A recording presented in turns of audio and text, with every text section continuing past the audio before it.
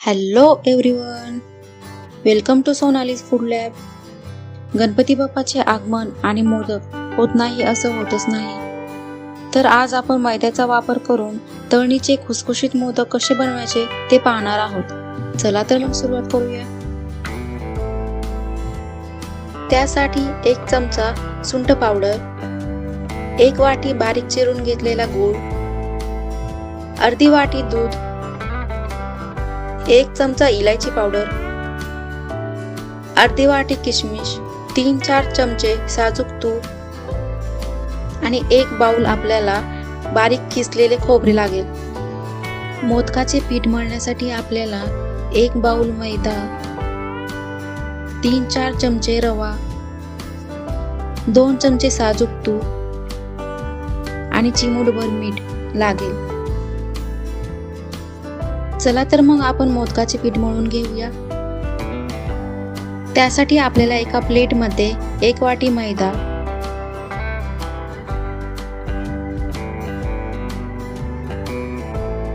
3-4 चमचे रवा,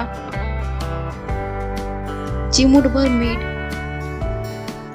आणि 3-4 चमचे साजूक तूप आपल्याला मोहन म्हणून गरम करून घ्यायचं आहे. ते गरम तूप त्यात टाकून आपल्याला ते पीठ चांगले मळून घ्यायचे आहे.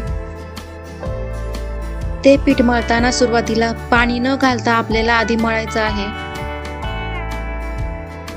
ते मळून झाल्यानंतर आपल्याला लागेल तितके थोडे थोडे पाणी घालायचे आहे. पीठ खूप पातळ करायचं नाही. जर पीठ पातळ मळलं तर आपल्याला मोदक करता येणार नाही.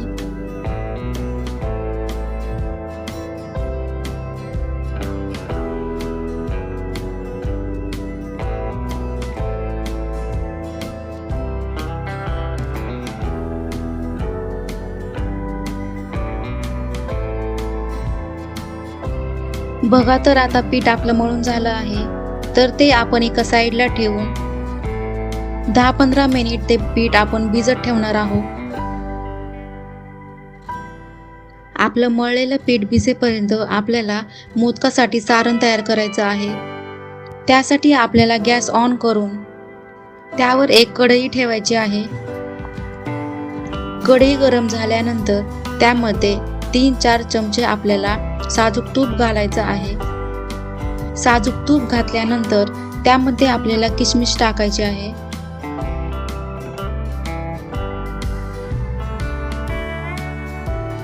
ती टाकलेली किशमिश आपल्याला चांगली परतून घ्यायची आहे. किशमिश परतून झाल्यानंतर आपल्याला बारीक किसलेले खोबरे, तुम्ही खोबरे किसून घेऊ शकता किंवा वाटून घेऊ शकता. तर मी येथे खोबरे वाटून घेतले आहे. ते टाकायचे. खोबरे टाकल्यानंतर आपल्याला पूर्णपणे मिक्स करून घ्यायचं आहे. चांगलं परतून झाल्यानंतर त्यामध्ये आपल्याला 1 वाटी गूळ टाकायचा आहे. हे मिश्रण आपल्याला लो फ्लेमवरच हलवायचं आहे. जर हाय फ्लेमवर आपण मिश्रण हलवलं तर गूळ करपण्याची शक्यता असते. हे मिश्रण आपल्याला जोपर्यंत आपला गूळ वितळत नाही तोपर्यंत मिक्स करायचं आहे.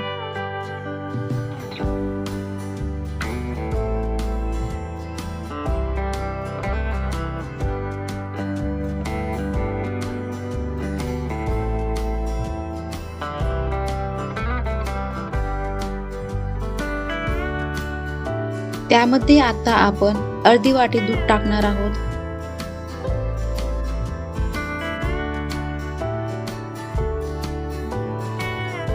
दुधामुळे सारणाला एक वेगळीच टेस्ट येते. हे बघा, सारण आपलं तयार आहे. त्यामध्ये आता आपल्याला 1 चमचा वेलची पूड, 1 चमचा सुंठ पावडर टाकून घ्यायची आहे. टाकून झाल्यानंतर मिश्रण आपल्याला पुन्हा एकजीव करायचं आहे.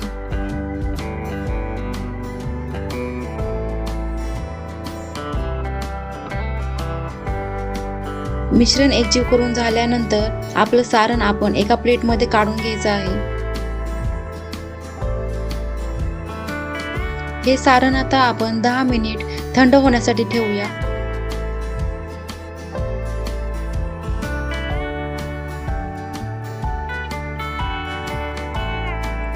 आपले मोदक तयार होईपर्यंत आपण एका कढईमध्ये तेल गरम करत ठेवूया.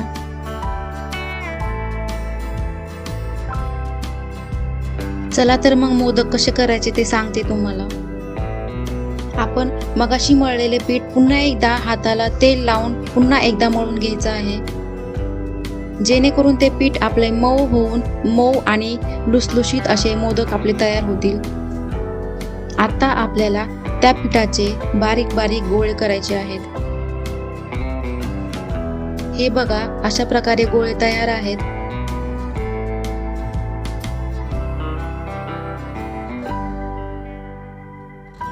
गोळी तयार करून झाल्यानंतर आपल्याला बारीक बारीक अशा त्याच्या पोळ्या लाटायच्या आहेत.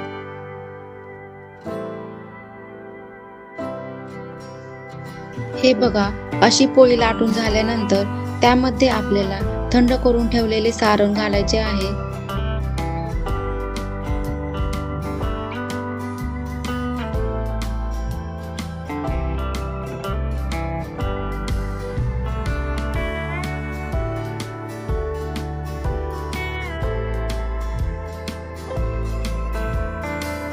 ते सारण घातल्यानंतर आपल्याला अशा प्रकारे मोदकाच्या पाकळ्या तयार करायच्या आहेत. इथे बघा, मी कशा प्रकारे मोदक तयार करत आहे. अशाच प्रकारे तुम्ही पण करा.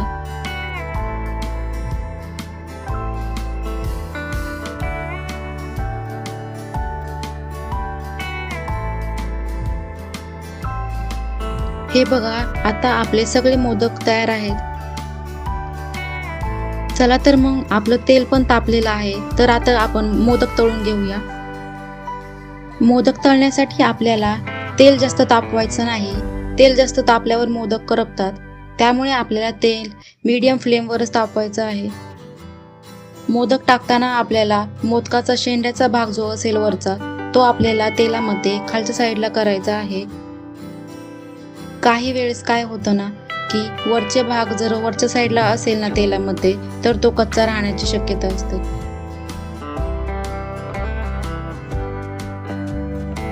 अशा प्रकारे आपल्याला मोदक मीडियम फ्लेमवर तळून घ्यायचे आहेत. मोदकाला जोपर्यंत लालसर रंग येत नाही तोपर्यंत मोदक आपले तयार होत नाहीत.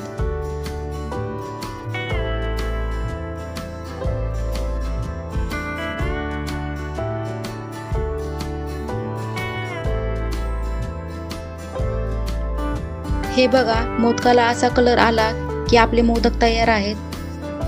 चला तर मग मोदक आपण प्लेटमध्ये काढूया.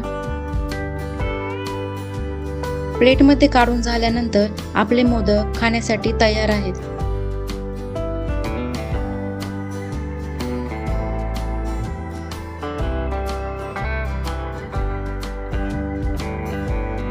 जर तुम्हाला माझे हे तळणीचे मोदक आवडले असतील तर लाईक, शेअर आणि सबस्क्राईब करायला विसरू नका. धन्यवाद.